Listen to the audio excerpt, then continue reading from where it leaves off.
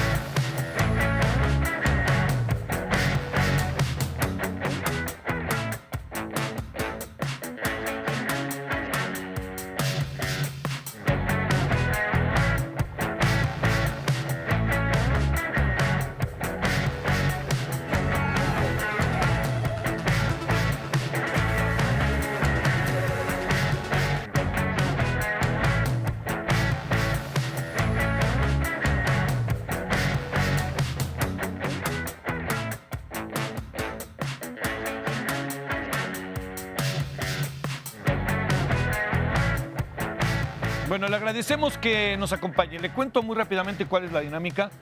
Los estudiantes que están con nosotros tienen un micrófono cerca. En el momento en que quieran opinar, opinan. Pero de manera paralela tenemos nosotros un chat cerrado aquí. Ellos, si los ven viendo su teléfono, si están, como dice un amigo de las de Acapulco, si los ven que están así, es que están escribiendo cosas que ustedes van a ver en la pantalla.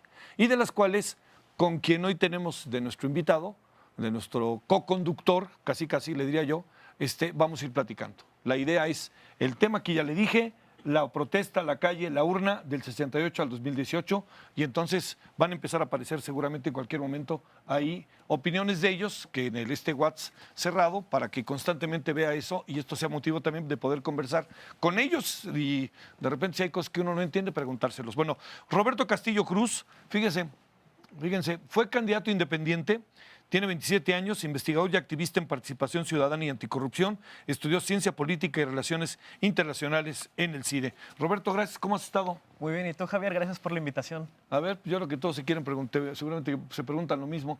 ¿Qué fue eso de meterse como candidato? Y a ver, cuéntanos muy rápido tu historia. La verdad fue una de las mejores experiencias de mi vida. En 2015 yo formé parte, bueno, varias personas formamos parte de un grupo que se llama Wikipolítica, que lanzamos una candidatura independiente allá en Jalisco de una persona que probablemente conozcas, Pedro Kumamoto.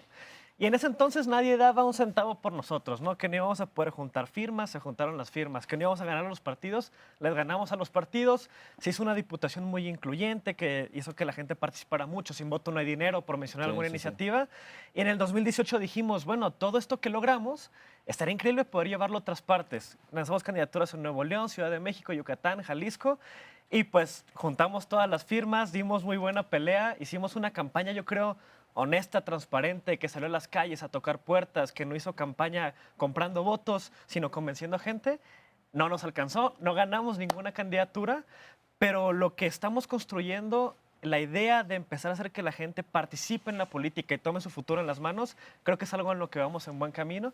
Y ahí estamos. Ahorita me dedico a temas justamente de participación ciudadana, de desarrollo urbano, pero la idea es seguir trabajando con vecinos y que lo construimos no se quede ahí, sino seguir chambeando más años. Eso me parece muy bien. Fíjate que, ¿sabes cómo conocí a Pedro Kumamoto? ¿Cómo? Pues a lo mejor hasta puede que te acuerdes. Había un programa de debate padrísimo en Uno TV. Universos. Universos. Yo Sí. era el que se encargaba ahí de conducir y hacíamos cosas ahí con el Canal 11. Incluso hemos acabado de hacer transmisiones de Juegos Olímpicos con ellos, padrísimo. Y Pedro Kumamoto fue por el ITESO Sí, y los eliminaron en la segunda ronda, fíjate. sí, sí, Pero me bueno, acuerdo. algún día tenemos que revivir ahí ese programa. Ojalá se pueda. Bueno, oigan, yo los saludo a todos ustedes. Son básicamente, no, son de la UNAM. Nomás hay uno que es, andan muy sacalepunta. Tú eres de la FES, Acatlán y FES Aragón. Todos los demás son del plantel Ciudad Universitaria. A ver, vamos a entrar, si les parece, leyendo esto y poco a poco empezamos a revisar. Propongo las dos siguientes preguntas. ¿Qué pasó después del 68? Importancia del movimiento. Bueno, ¿cómo ha impactado el 68 en nuestra realidad? Valorar los logros de los movimientos estudiantiles, aterrizando la actualidad. A ver, hago la pregunta, y si no te importa, Roberto, a ver, ¿el 68 tuvo que ver contigo o no tuvo que ver contigo, a pesar de que no eras mi proyecto de vida? No, claro que sí. O sea, creo que hay una herencia innegable, por un lado, de los movimientos sociales, de la lucha estudiantil, de la idea de que lo que le pasa al otro te tiene que importar y que organizados se pueden lograr muchas más cosas que cuando estamos separados, ¿no? Creo que el 68 tuvo muchas lecciones que tenían que ver con la valía de las ideas de reciprocidad, de organización estudiantil, obviamente de defensa de los derechos, que marcó no solamente a mi generación, sino creo a muchas otras más. Y que, por ejemplo, mi generación, que fue la del 2012, del 132, luego 2014 con Ayotzinapa, sin duda hay muchas reverberaciones del 68 que nos cuentan, no sé, nuestros papás, abuelos, etcétera, que se sienten. Y curiosamente, yo en mi infancia viví una historia que me contaban del 68 muy distinta, que es que ahorita es la que creo, ¿no? Parte de mi familia, pues ex militares retirados que tal vez tenían una idea un poco retorcida de lo que era el 68. Sí. Y que después ya en la Ciudad de México, conociendo a profesores, líderes del 68, pues va cambiando la concepción y sin duda creo que formas, ideas que se generaron en ese entonces siguen siendo parte fundamental de mi construcción, de mi vida política, en la parte que fui activista o manifestante y ya luego, posteriormente, en la formación ¿Dónde política. estudiaste la licenciatura? En el CIDE. Claro, es cierto. Sí, Allí en Ciencia el CIDE. Política y Rey. Sí. Sí, y ahí nos tocó participar, bueno, tanto 132 como Ayotzinapa. Sí. Pues estaban enfrente de la Ibero. Sí. Están enfrente de la Ibero. Entonces Sí, ahí les cayó exactamente. todo eso. Algún día tenemos que saber si exactamente pasó lo que dicen que pasó, ¿eh? Que si el presidente, Se fue a hoy esconder al presidente, baño. o que si fue al baño porque había tomado mucha agua, ¿eh? Y que cuando salió lo agarraron. En fin, bueno, Sí. ahí algún día se tendrá que saber. A ver, leo algo de lo que está ahí y vamos opinando. A ver, Montserrat, ¿somos dignos herederos del legado del movimiento del 68? ¿Quién es ¿Sí? A ver, ¿sí? ¿Te lo preguntas? A ver, cuéntame. Yo creo que sí. Ellos sufrieron una represión. Ellos estaban alzando la voz. En este momento nosotros podemos salir a la calle, podemos hablar sabiendo que estaremos relativamente seguros, que nuestras ideas serán escuchadas sin temor a que nos asesinen. Estamos haciendo lo correcto con ello, pues estamos dándole cauce a nuestra voz sabiendo las oportunidades que tenemos actualmente. Es a lo que me refiero. Claro, ese es un buen asunto. ¿Alguien no quiere dar otra opinión? A ver. abogado. Pues yo considero que sí marca un parteaguas y somos dignos herederos porque el movimiento del 68 incentivó la participación política de los jóvenes e incidir incluso en la administración pública federal con la finalidad de que la perspectiva joven pudiera crear proyectos que beneficiaran a la sociedad mexicana. A ver, leo esto y ahí nos quedamos donde está Gonzalo, si quieren, para que no mueva la pantalla. Y a ver, una opinión, Roberto. Juntamos esto y a ver cómo ves eso. Lo leo. El 68, ahí lo tiene en pantalla, ha impulsado la democracia en nuestro país. Los estudiantes exigían y exigimos más democracia real y efectiva en nuestro país. Puf. Bania, la protesta a la calle y la urna, concerniente a los estudiantes y a todo Puma. Ahí sí salió el espíritu, ¿verdad? Y entre los alumnos de la UNAM y la sociedad ha habido un lazo innegable, una ideología recíproca. Roselín, el pueblo que no conoce su historia, está condenado a repetirla. Berardo. ¿Cuál es el reflejo de este movimiento? Pues, mira, Javier, yo creo que pudimos ser testigos de esto en los últimos días. La UNAM fue testigo de esto en los movimientos que se vivieron.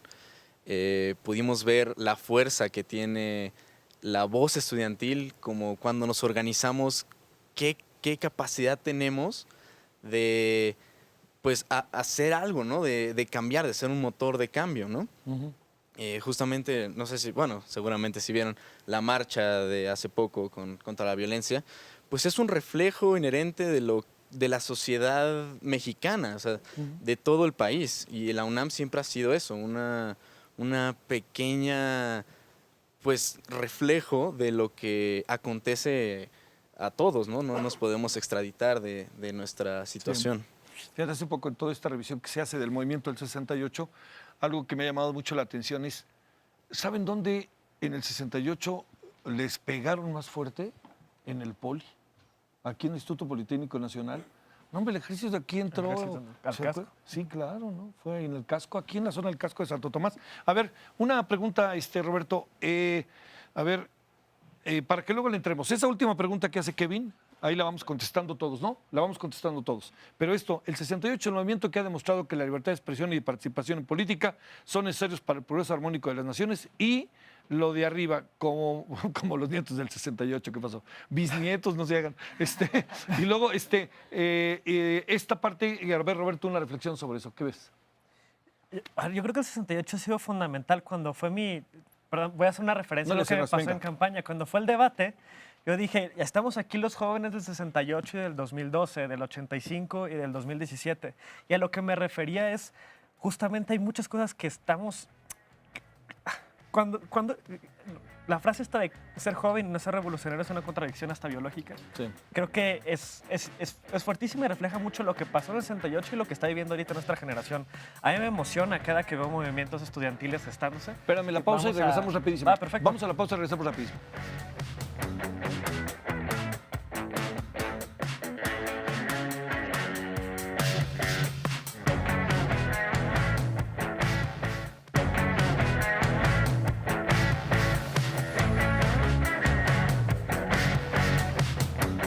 Bueno, estamos de vuelta en Perfil Público. A ver, Roberto, te interrumpí por el corte, pero sigamos. Cuando estabas en la campaña, en el debate, son diferentes generaciones, etcétera.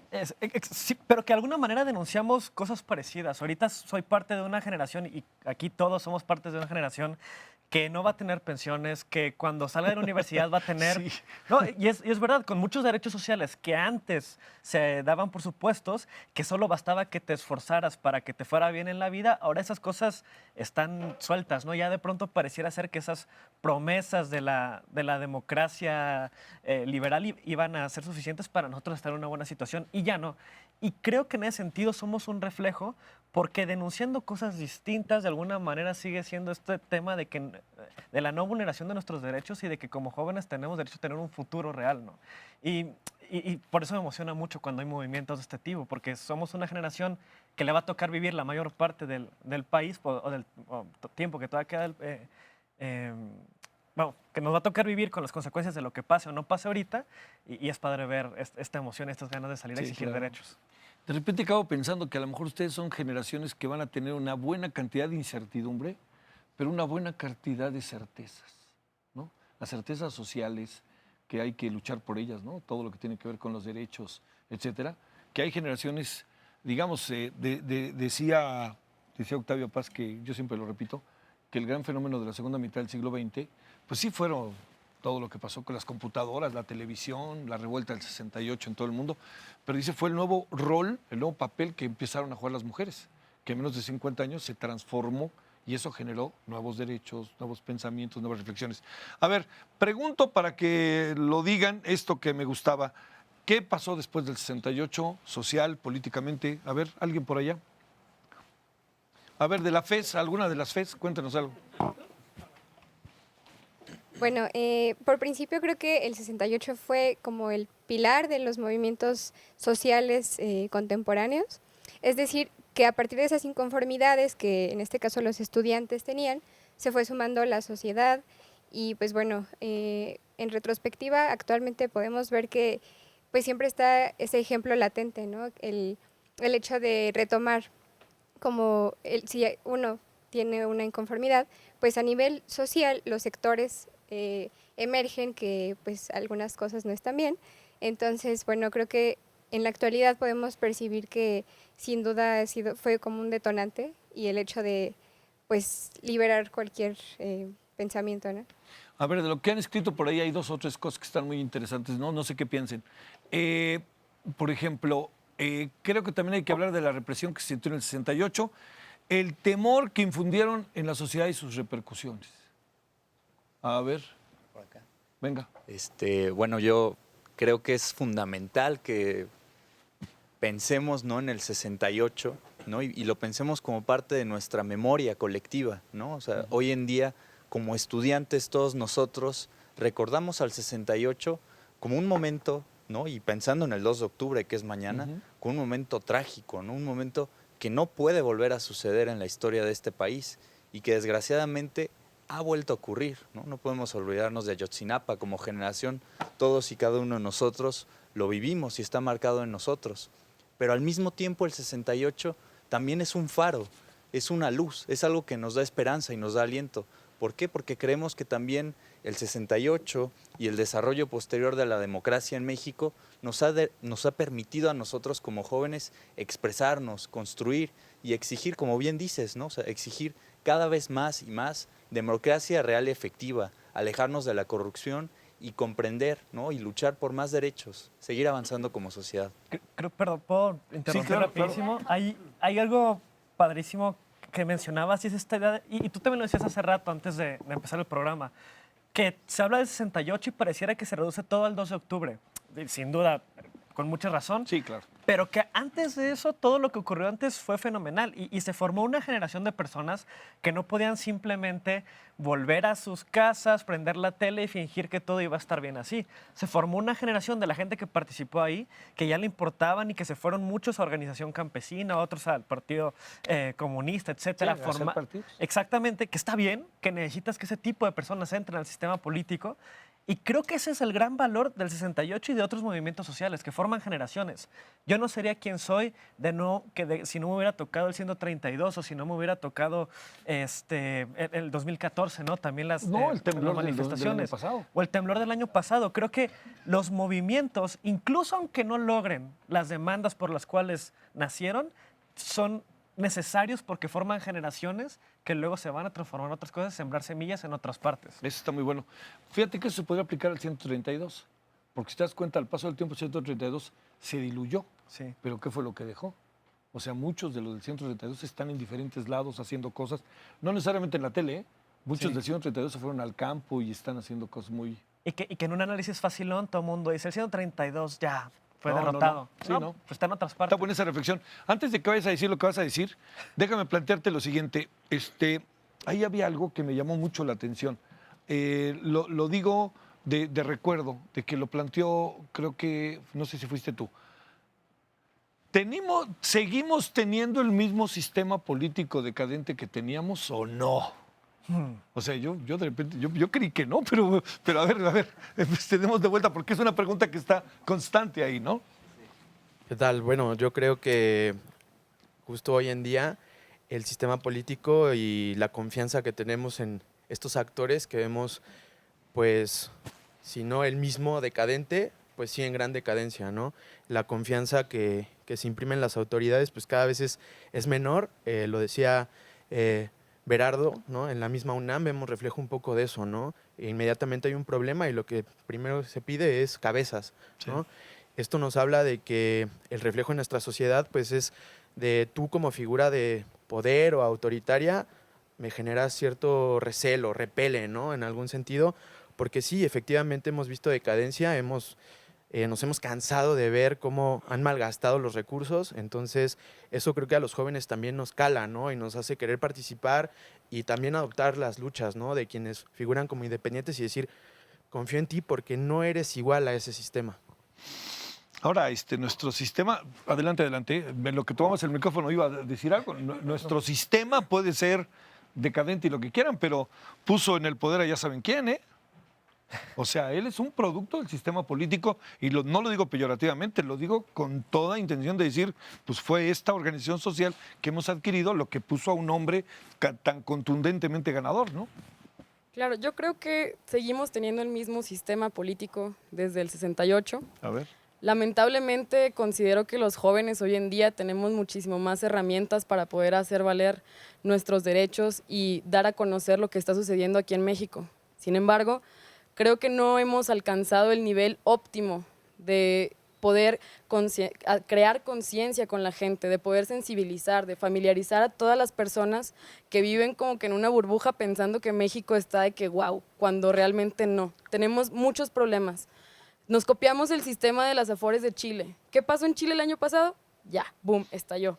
No podemos seguir con una reforma laboral que está guardada, esperando a que llegue el nuevo presidente y quién sabe qué vaya a pasar. ¿Por qué? Porque quisimos entrar a un tratado que al final de cuentas, pues el presidente Trump echó para atrás y ahora nos quedamos pues bailando con de que empecé con la reforma, ya la suspendí y ahora qué voy a hacer, o sea, y la gente no toma las cosas con la debida seriedad y creo que los jóvenes tenemos que participar más activamente en estos puntos y convencer a la sociedad de que todos tenemos que participar. En la creación de políticas públicas, México se enfoca simplemente a periodos muy cortos. A diferencia de Estados Unidos, por ejemplo, con la doctrina Monroe, que tiene ya casi 200 años y sigue siendo vigente, aquí tenemos planes que son efímeros, que se va un gobierno y se va el plan, y ya no se le puede dar continuidad. Entonces yo considero que ese es un gran problema y partiendo desde el 68, pues no se ha solventado. A ver, esa misma pregunta de hace rato que ibas a hablar, abogado, y te interrumpí, perdón. Bueno, retomando y lo tengo que decir porque soy consejero universitario de los SHs, el movimiento del 68 trae consigo un proyecto educativo implementado por el entonces rector José Pablo González Casanova y implementa el programa de los 5 planteles CCH poniéndolos en las zonas más vulnerables de esta Ciudad de México y de la mancha urbana. E incluso el proyecto de las facultades de estudios superiores. Yo creo que es lo que ha surgido, lo primordial que ha surgido de este movimiento. Y las formas autoritarias de cómo incluso sacaron a los directores, en aquella ocasión la directora de la Facultad de Economía, Efigenia, que fue sacada y arrestada y llevada en un salón, y así muchísimos directores, muchísimos personajes de la vida política de este país.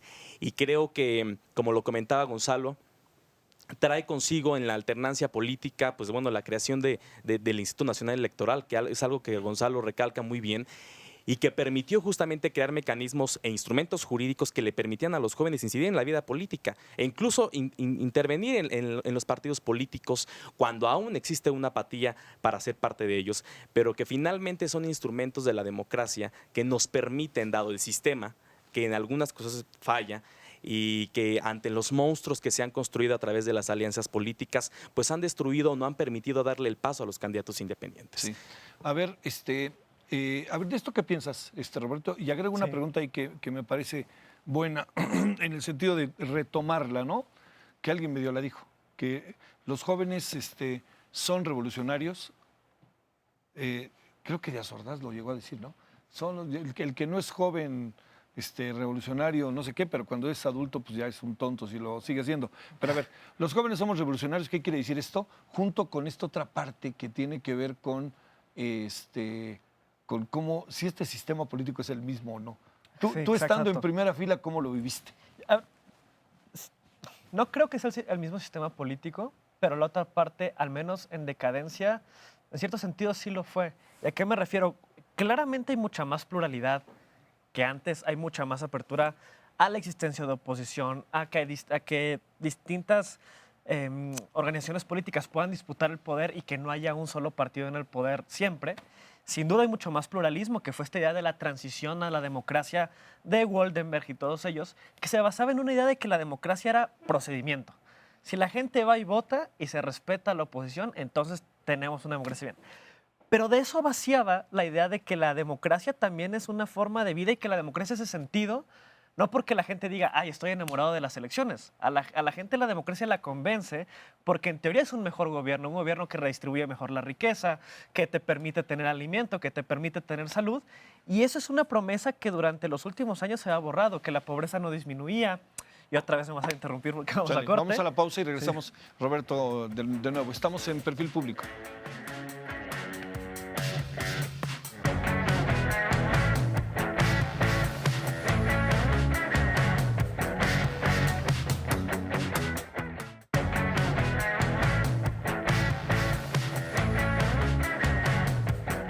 Bueno, mientras estábamos en Perfil Público en el corte, otra vez surgió aquí como 3 o 4 asuntos. Le recuerdo, tenemos un chat entre nosotros. Si usted ve, y por eso me vio a mí también hace rato viendo, ya estaba a punto de escribir algo, pero lo que están haciendo ellos es mandar todas estas ideas que uno ve aquí, ponen su nombre y ya las está viendo, y con base en ello empezamos a la conversación para que usted sepa. Por eso, si los ve en el chat, es eso precisamente. Te volví a interrumpir, Roberto, adelante. Sí, voy a cerrar. Entonces, viene esta transición a la democracia mucho más pluralista, que ya con el respeto mucho más amplio a la libertad de expresión. Sin embargo, fundamentalmente, los gobiernos que llegaban para gobernar más o menos igual. Y tenías, en teoría, un gobierno de izquierda, un gobierno de derecha, no importaba. Los gobiernos, en general en México, en los estados gobernaban mediocremente y muy parecido, a nivel federal y a nivel local. Eso va haciendo que la política se fuera vaciando de contenido y que la gente de pronto le diera igual quién ganara. Lo cual yo creo que en gran medida explica la victoria tan contundente del discurso de Morena en el 2018, ¿no? Sí. Y bueno, creo que ahorita estamos en un momento interesante que sin duda es de cambio, pero cambio hacia dónde, ¿no? Sí. Y creo que ahí está el tema que importa. Por otra parte, luego me dicen, ¿por qué los jóvenes son apáticos? Pues yo no creo que seamos apáticos, más bien creo que lo que pasa es que muchas veces la política de los partidos en tema de jóvenes se reduce a conciertos, a parques de skate y actividades culturales y no discutir los temas que nos van a afectar, como el tema de la condición del trabajo, los salarios precarios, que no vamos a tener pensiones, etcétera. Y creo que es un tema de que si nos pusiéramos a hablar de eso, los jóvenes participarían. Y por otro, las estructuras tradicionales de participación pues nos dan flojera. Sí. Y buscamos otras formas donde podamos ser, de pronto, pues no intentar imitar la política que no nos hace sentir representados, sino hacer otra. Y pues hay que ver ahorita qué sigue a partir del 1 de diciembre, qué política se empieza a generar desde el gobierno. Del gobierno. A ver, esta cuestión de si es diferente, dos temas, ¿no? Y ahí que están incluso en la pantalla. Si es diferente hoy a como era cuando yo tenía su edad, la tuve, pues ni hablar. Y lo segundo es si, porque ¿saben qué? Yo recuerdo que hace muchos años se planteaba lo mismo, ¿no? De que los jóvenes son apáticos. O sea, parece que esto es como una constante. A ver, ¿lo es o no lo es? Porque a lo mejor también es un lugar común y vivimos en un mundo en donde igual en Francia o en Argentina se dice unos le entran y otros no. A ver, echemos eso de tema adelante, los dos. Venga de ahí. Si quieres, Sí. yo primero. A ver, adelante, Gonzalo. Bueno, me parece que son preguntas excelentes y yo lo planteaba por ahí por el chat en términos de la cultura política, ¿no? Eso creo que a mí me gustaría explotar, ¿no? O sea, porque si hay algo que hemos escuchado todos en casa, creo, ¿no? Nuestra generación es, no te metas a la política, es pura corrupción, ¿no? Ve al PRI, ve al PAN, todos son iguales. Y ese discurso, ¿no? De todos son iguales, ese discurso es el que hace que muchos jóvenes se abstengan de participar en la política. Sí. Y al mismo tiempo, y en eso estoy totalmente de acuerdo con nuestro querido invitado, cada vez más intentamos participar de otras maneras, innovando por redes sociales, utilizando las redes, Facebook, Twitter. Es decir, estamos en un momento de transición y creo que hoy más que nunca es importante cambiar la cultura política, es decir, porque la cultura política la tenemos de raigambre históricamente en el país, ¿no? Los compadrazgos, los chapulinazos, que al final la ideología no importe. Y creo que por ahí es por donde estamos incidiendo los jóvenes, ¿no? Cada vez más y más decimos, pues no, o sea, yo tengo una idea de izquierda, voy a defender esa idea de izquierda. Estoy de acuerdo en que la educación sea pública y gratuita, la voy a mantener así. Es decir, cada vez más y más creo que hay un compromiso por parte de los jóvenes en participar activamente en la vida política y en buscar otras formas de incidir en la política. Quizás no ya desde un puesto, pero sí desde las instituciones, sí desde la crítica, sí desde todas las formas y herramientas que tenemos. A ver, ahí también sumo otra que creo que está interesante, la que puso Vania. ¿Cuál era? Una que decía, a lo mejor ahí se me pasó, que si en este país, y a mí de repente me causa un poco de gracia que los líderes de las juventudes priistas, morenistas, perredistas y del PAN, pues tienen 35 años, ¿no? O sea, no es el menosprecio de ellos, pero uno imaginaría que, a ver, Aunque también si hay tengan un... 25 años, tienen 35 también, ¿no? ¿Mande? Que aunque tengan 25 años, tienen 35. Ah, claro, ese está bueno eso. Si tienen 25 años, parecen 35. A ver, todo eso juntémoslo en un paquete y acá ahorita les damos la palabra. Adelante. Sí, evidentemente yo creo que se ha deteriorado la imagen de la juventud al frente de las corrientes de juveniles. Por ejemplo, no es necesario recurrir a los partidos, lo hemos visto apenas con la decisión que tomaron el Senado de la República, donde le otorgaron la Comisión de la Juventud a una mujer de 42 años, cuando hay una mujer dentro del Senado de la República que tiene 28 años y que no fue nombrada como comisionada para presidir la Comisión de Juventud. O sea, ahí nos damos cuenta que no existe la verdadera confianza de los políticos más experimentados para darle a los jóvenes la batuta de acceder a los cargos públicos y generar confianza a la sociedad mexicana.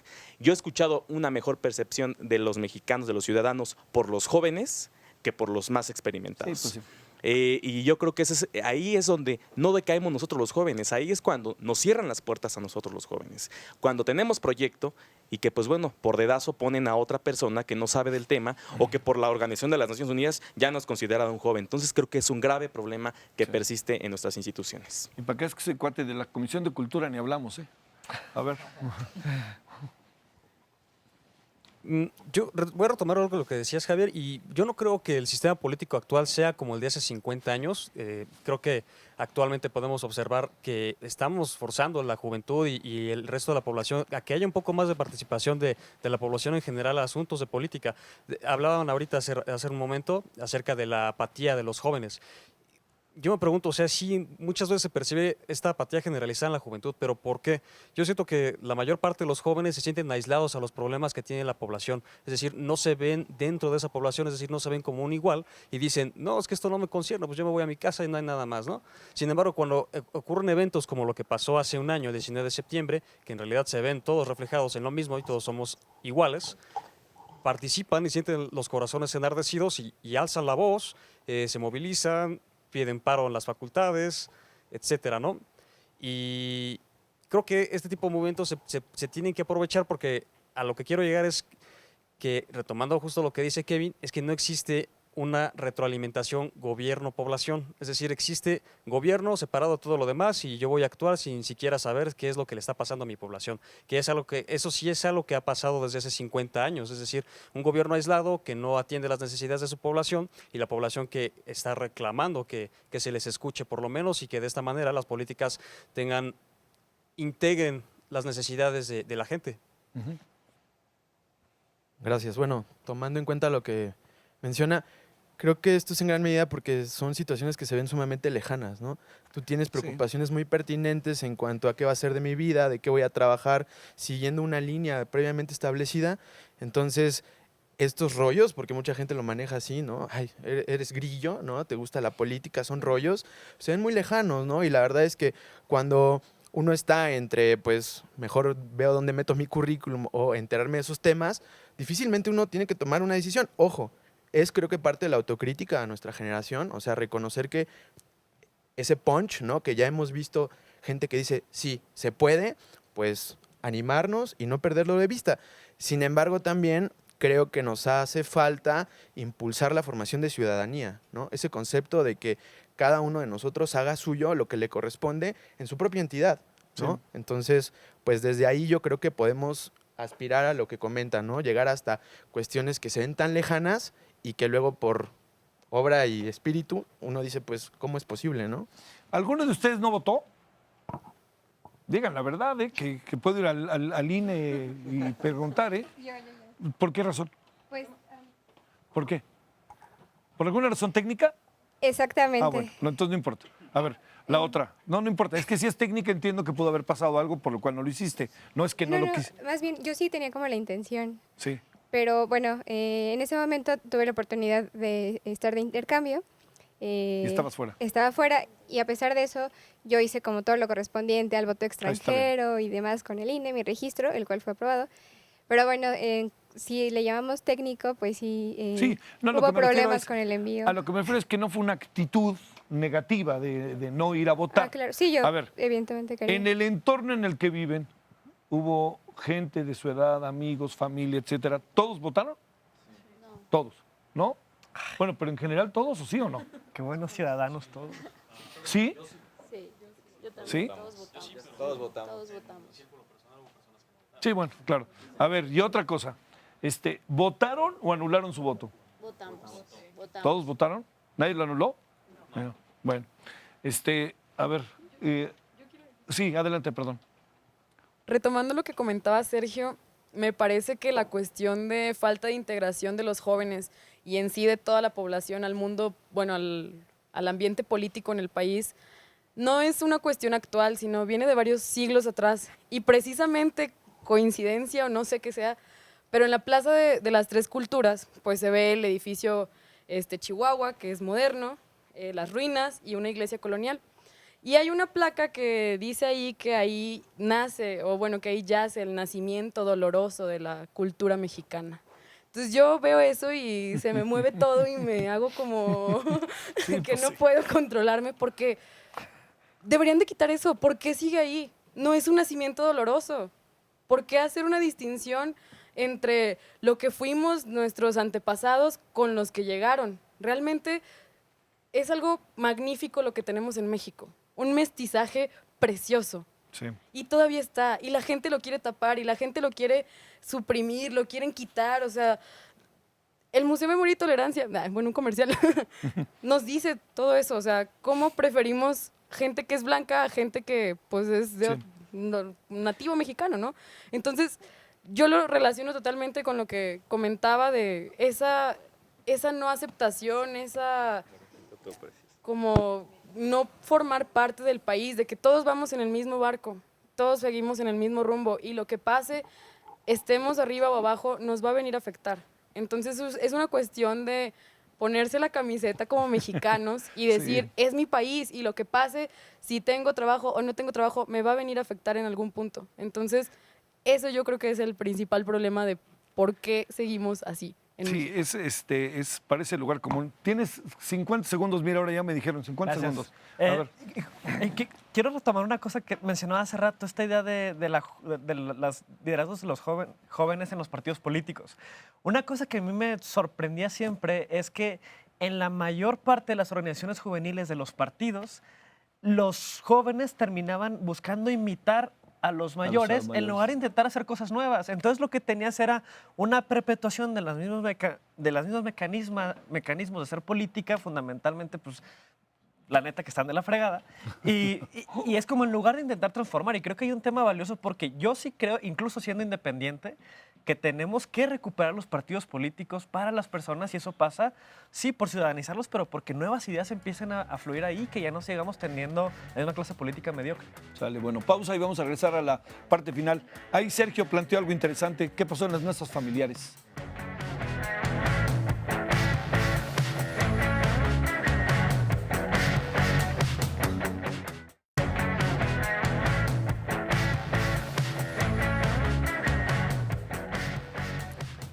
Bueno, estamos de vuelta a parte final, perfil público hoy, nuestro primer programa, que lo hemos titulado La protesta, la calle, la urna del 68 al 2018. Junto con esa pregunta que está ahí, si el tema se planteó, a ver nada más, ¿discutieron las elecciones en sus casas? ¿Sí? ¿Sí? Así con sus papás y toda la cosa, agarrones. Sí. Tú supongo que en tu casa, ¿qué te decían, Roberto? No, mis papás estaban muy preocupados todo el tiempo de a quién le vas a tirar y no sé qué, y cuídate, pero pues Pero estaban contigo. Sí, claro. Sí, claro. Sí. A ver, ese tema de las familias que creo que hay medio se resuelve junto con lo que nos ibas a decir generacionalmente. Creo que en lugar de hablar de apatía, hay que buscar hablar una conciliación generacional. Somos distintas etapas del ser humano, la juventud, la madurez. Los jóvenes tienen la fuerza, el interés, el potencial de acción. Las personas más grandes tienen la experiencia, el conocimiento, la madurez. Tenemos que buscar hacer una coerción de ello para que pueda haber una participación social completa y que eso se vea reflejado en una correcta política, en una manera de conducir la política que englobe a todas las capacidades de todos. Por supuesto que este tema fue muy hablado en mi casa. Mis papás nos llevaron a la Plaza de las Tres Culturas para Qué padre. explicarnos qué fue lo que ocurrió y decirnos cómo fue que lo vivieron. Y cómo nos transmitieron la sensación de angustia, de miedo, de incertidumbre, porque eran unos niños que fueron simbrados por la atrocidad de lo que ocurrió. Entonces, por supuesto que fue un tema, del que se habla y que es, como yo lo mencionaba al principio, es un legado, Sí. porque es un precedente y es parte de lo que somos como universitarios y como mexicanos. ¿Ibas a decir algo, Roberto? Sí, fíjate que esa reflexión me gustó mucho porque me acuerdo cuando fue en Ayotzinapa, Sí. que Hugo Pipitone, profesor del CIDE, Sí. los alumnos organizamos una reflexión sobre eso y él nos dijo una frase muy pequeña pero muy poderosa que fue, ¿qué están haciendo aquí si los están matando allá afuera? Y eso hizo como a todo mundo, tenemos que ir a hacer algo. Participamos las marchas, etcétera, y hubo una que me pareció genial hablando de la reconciliación generacional, en la que íbamos marchando y los profesores que en clase nos decían de democracia, de la justicia social, etcétera, no solamente lo enseñaban en el aula, sino nos acompañaban y veías a Javier Aparicio, a Rosario Aguilar, a María Inclán marchando con nosotros y diciendo, wow, o sea, estas personas que, se me puso la piel chinita a recordar, estas personas que nos daban Aquí lecciones están. teóricas están aquí también y no solamente es verbo, no solamente están desde la academia no comprometidas, sino van y se comprometen a estar ahí. Creo que es un tema de la reflexión. Sí. Y la otra, perdón, rápido, el tema, creo que algo que nos duele mucho es el tema de los ninis, que originalmente es un término que implica que no estudian ni trabajan, pero que luego parece ser que se terminó convirtiendo en ni quieren estudiar ni quieren trabajar, cuando ese no es el punto, es cuando tienes un mercado laboral con pésimas condiciones, cuando no tienes educación, acceso para todas las personas. Creo que hay un tema de reconciliación generacional que es importantísimo hablar, ¿no? Sí, como que nos vemos más cerca todos, ¿no? Ahora, ¿qué pasó? Pues justo quería unir a lo que estamos diciendo y que se siente en el foro, que creo que las circunstancias actuales pueden bien ser un reflejo de lo que se sentía en el 68. Es bien la injusticia, claro. la pobreza, la falta de educación. Todo eso fue de lo que se sentían la generación de mis papás, que eran del 68. Y hoy en día, o sea, si yo quiero ir a una marcha, quiero involucrarme en alguna actividad social, ellos sienten el miedo, ¿no? Decirme, oye, Abusado. cuídate, salte con cuidado, ¿no? Pues, porque ciertamente el 68 evidenció la represión del Estado burgués mexicano, ¿no? Hacia los jóvenes, que son el factor de cambio en estos movimientos sociales, ¿no? Y si no le damos pie a nuestra participación como jóvenes, o sea, quiero recalcar que no solo nos afecta a nosotros, sino a toda la comunidad. Pero los jóvenes somos los que tienen la energía, la intención de poder, pues, abanderar las causas, ¿no? Sí.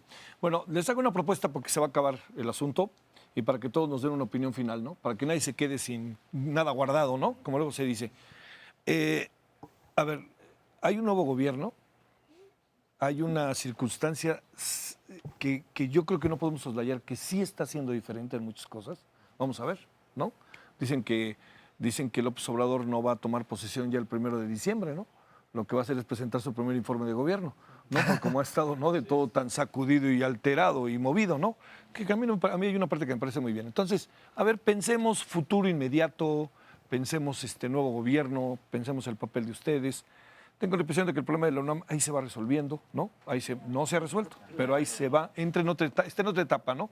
Yo siempre he pensado que cuando hay clases en la UNAM y en el Poli, a pesar de que pase lo que pase, es un paso adelante, ¿no? Entonces les pido así que sea muy breve para que todos puedan hablar y al final Roberto nos diga algo. Si quieres empezamos con, ¿quién tiene el micrófono? Ahí, órale, vámonos, al que le toca, luego. Muy breve. Gracias. Bueno, yo retomaría, ahora que estamos recordando a los profesores, lo que decía mi profesor de salud pública, ¿no?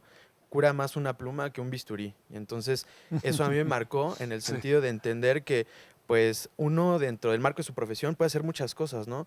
Pero no está limitado a eso, ¿no? Yo como médico no estoy limitado nada más a la cuestión hospitalaria, debo de también velar por esta participación en donde lo que yo pueda hacer con mi pluma también impacte en la sociedad. Sí.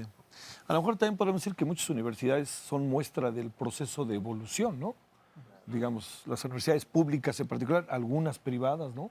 Yo le tengo mucha fe al ITESO y a la Ibero y a muchas de ellas que yo creo que han hecho cosas muy interesantes, ¿no? El TEC.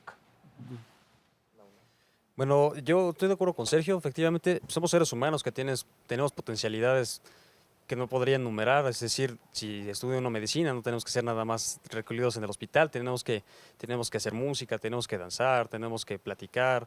Es decir, innumerables cosas, ¿no?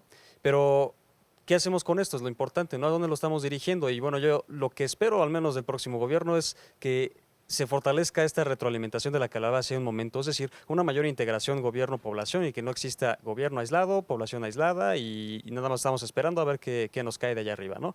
No, tiene que haber una mayor participación y yo espero también que esta apatía de la que ya habíamos hablado vaya minorando cada vez más, es decir, que esto sea un fenómeno que vaya creciendo. Sí, qué reto, ¿no? Es un reto mayúsculo el que se viene a partir del 1 de diciembre.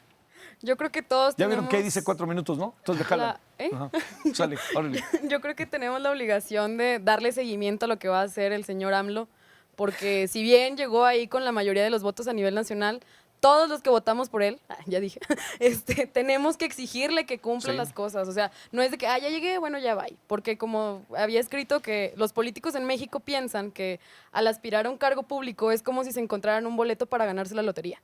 O sea, eres representante, no vienes a saquear al país, no vienes a hacer tu voluntad, no vienes a meter a toda tu familia. O sea, pónganse bien en su papel.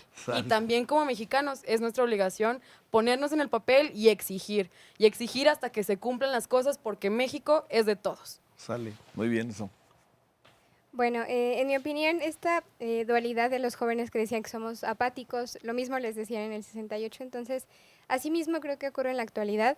Así como nos pueden llamar apáticos, también pues se ha visto, ¿no?, que somos propositivos, la herencia de la contracultura, que siempre estamos, a pesar de cualquier cosa, cuestionando, ¿no? Lo cual es netamente válido y esencial, yo creo.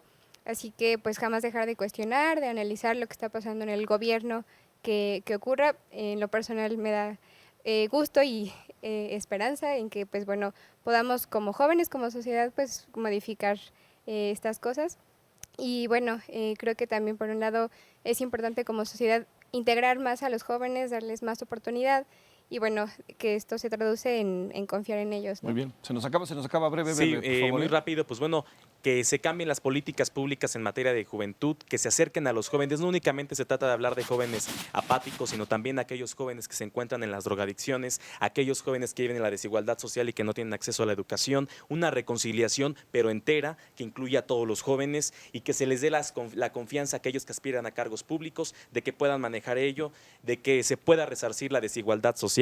Y pues bueno, la universidad es un gran ente social que ha albergado los movimientos sociales y sin duda es el reflejo de todo lo que ocurre en el país y se debe respetar sin duda la unidad del movimiento social y respetar la autonomía de nuestros poderes y de nuestros organismos constitucionales. Breve, para que todos puedan hablar. Muy breve. Bueno, pues rapidísimo. Creo que al menos desde la filosofía, esto lo voy a decir, es necesario volver a unir a la ética con la política. Eso es fundamental. Mientras la política siga siendo un espacio de corrupción y de desigualdad, no avanzaremos. Necesitamos ética y política, necesitamos políticos comprometidos. Te necesitamos y nos necesitamos. No, pues él echó las ganas. Como dicen, no es la primera, será la segunda. Hay que seguir. Sí. La información, el conocimiento y la unidad es lo que nos hará ser exitosos en todo. Sí. A ver, muy en breve. Pues nada, abonando a todo, pues solo quiero invitar a todos los jóvenes a que sean parte de su comunidad, que se informen, que actúen y que vean que es posible el cambio. Aquí tenemos el vivo ejemplo, o sea, nos toca, es la generación que nos toca, entonces pues hay que echarle ganas y ahí vamos. Órale, Hacia a allá ver. vamos. Pues rapidísimo en continuación, creo que tenemos que participar. Me preguntan, ¿por qué los jóvenes tenemos que participar en política?